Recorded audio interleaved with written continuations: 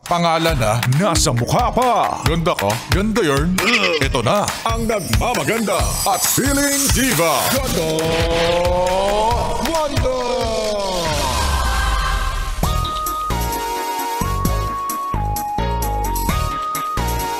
Ayan, antay tayo ng antay ng plot twist ngayong taon. Ubot sipon lang naman palang ibibigay sa atin. Ano na? Wala rin. Parang walang magandang nangyayari. Parang ako lang ang maganda ngayong taon.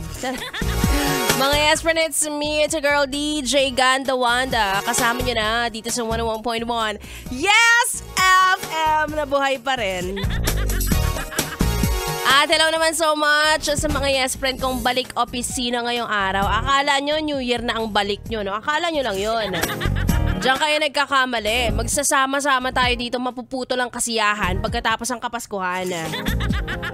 Di pwedeng ako lang, diba? At para sa mga nahihirapan, kagaya ko na tinablan ng sakit, ang hirap kasi nang walang nag-aalaga, luging-lugi naman.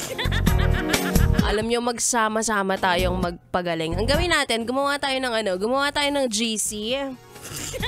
Tapos doon tayo mag-update kung mga nakainom na tayo ng gamot, ganyan. Tapos kung sino unang gumaling, siya ang tatanggalin. Ay nako, siyang araw na ito ay dedicated sa mga taong hindi nag-holiday. Ikaw na to, wag ka nang umiwas. Kahit anong, hindi ko alam anong meron. Sadyang masipag ka lang ba o takot ka lang mag-isa? Ay, gaya nitong si Arnold na ginagawa tayong pahinga sa trabaho. May nagpapasabi sa'yo, kahit wala ka daw halos Pasko, bawiin mo na lang daw ng samgyup sa New Year. Sama ako, pwede ba yun?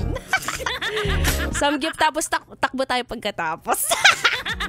Siyempre kailangan nating diba, i-burn lahat ng kinain natin ngayong holiday. Kayo naman. Ay, nako.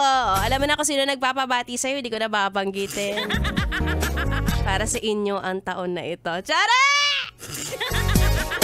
Anyway, nag-umpisa pa lang ang ating gabi mga yes friend. Kaya naman ituloy na natin ang ating tugtugan.